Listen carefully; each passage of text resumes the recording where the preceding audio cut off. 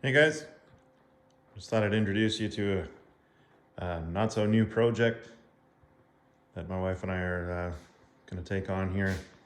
We've actually had this truck since December of 2017, but we did a bit of work to it in spring of 2018, and then work and life and other stuff around here has got in the way. My business has taken up more of the shop, so this thing had to basically there was no room to work on it. So it is a Canadian built 1943 civilian 2-ton truck. This thing is actually very rare. Being a civilian model built during the war, you had to have a special requisition to be able to purchase a new truck or order one. This truck here, to my knowledge, has spent its whole life on Vancouver Island, which also makes it extremely, not more rare, but like rare for the area. Yeah, the fact that it's survived, 80 odd years in a very, very wet, salty climate is quite extraordinary. It was fixed up, I believe in the 80s at some point. Someone did a partial restoration. They did some haywire fixes. When we got it, the back of the cab, the belt molding there was all rotted out. We bought some parts from Jim Carter's Truck Parts, new molding for that area where it overlaps. Turned out the parts were absolutely terrible. They didn't, the shape wasn't right and everything. So I ended up cutting and welding and I did a bunch of haywire stuff to it, which was basically all I had the ability to do at the time. Now I'm looking at it and I'm like, eh. Anyway, so I'm gonna try and tittle that up a little bit. Now, it's relatively original, this truck, and our hope is to keep it that way with a few exceptions. It does not have the original engine in it. However, it does have the original cylinder head, exhaust manifold, intake manifold, all that stuff. That was all cast in March of 1943, and the truck was built in April. So I believe all those numbers jive. Now the block is a 41 to 48 235 block, and it has a hand stamped 5-digit number in it, which doesn't match the truck. So what I've been able to gather is that it was likely dealer installed. Maybe the original engine blew up, or it might have froze or whatever. But so it's relatively original. Everything else is original as far as the transmission, rear ends, front axle, brakes. Most of the body panels are original because they have the Smurf blue on them. So I think the truck is actually, as you can see, like right here, even on the fenders underneath, there's some blue. But yeah, anyways, it's really original. So I'm going to try and keep it relatively original. Like I say, plans are a very good friend of ours gave us a 1955 235, which has a full pressure oiling system and a little bit more power, a bunch of other reliability things. This has the old Babbitt bearing bottom end in it. And when we got this truck, it was in a bush. I'll try to, if I get figured out how to edit things, I'll put a picture of it. It was actually growing in, a shrub was growing in over the front of it. And with these engines, it's hard to see here, but there's actually holes in the top of the valve cover, and it's right underneath the hood hinge. So the engines fill up with water if they sit outside.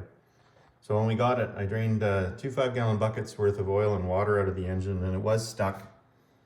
My dad and I managed to get it freed up, and it does run. It purrs like a kitten. It's amazing. Thing doesn't smoke. It runs good.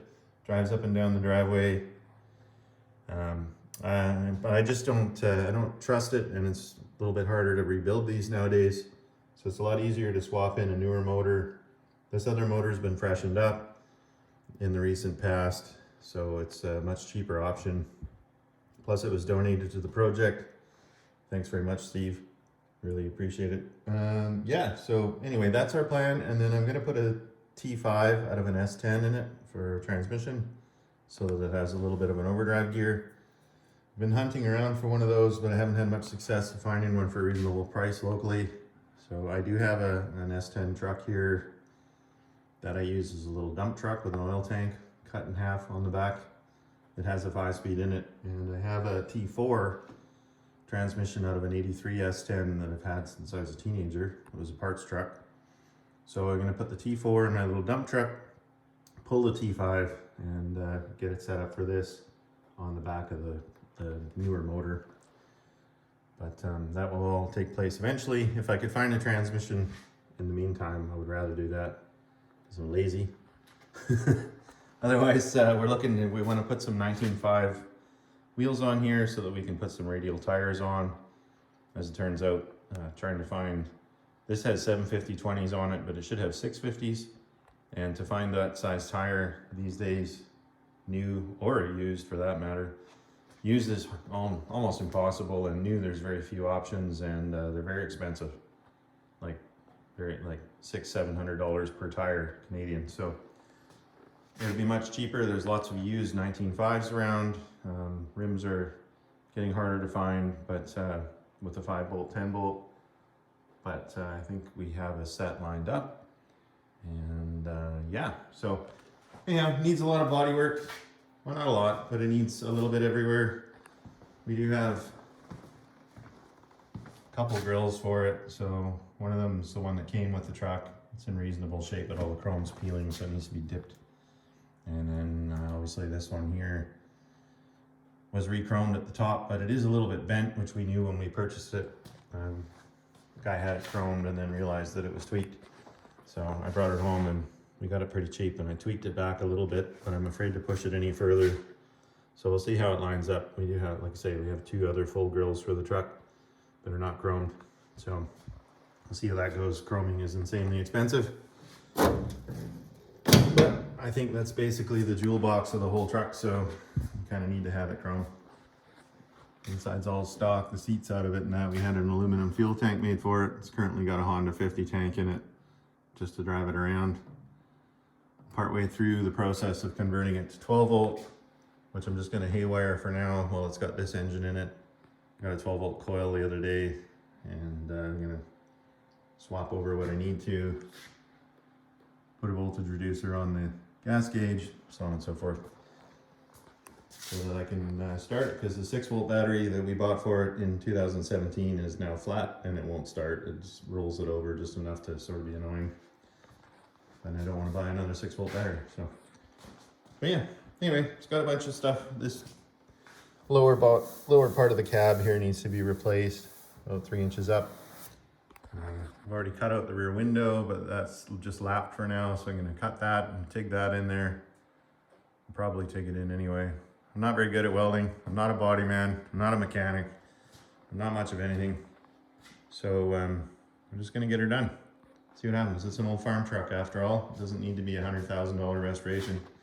We don't have the budget for that. And truck doesn't need it anyways. Just needs to be shown a little love and fixed up. That's what we'll do. Anyways, that's the scoop. That's what's happening in here. I'm excited to work on this thing. It's been a long time coming. Still not a lot of room to work on it, but I think I have enough space here now that I can take some stuff off here and there and do some work to it. So hopefully we can do that. Like I say, we're still collecting some parts. We have most of the window rubbers, door rubbers, all that stuff. New dash glass, dash bezel, bunch of stuff for it there that we ordered years ago and then just never got to it. So there's a plethora of things here that we have already for the truck, which will make it seem like it was cheaper to fix up. But yeah, cool. Anyway, thanks for watching. Probably boring for everybody, but we'll see. Maybe do some videos on fixing some stuff. I had the headlights out of it yesterday, put some 12-volt headlights in, fiddled around with that a little bit, polished up the chrome, whatever, put it back together. It's all got to come apart again, but just trying to see what needs to be re-chromed and what we can probably sort of get away with leaving alone. So yeah, cool. Should be neat. Excited to take it for a drive. Gonna fix the brakes. And yeah, then it'll be, at least the driveline will be sort of together for now until we tear the engine out and put the other engine in and all that stuff. So I'm excited. Hope you guys follow along. I'll try to film some videos at some point during the process here. Thanks for watching.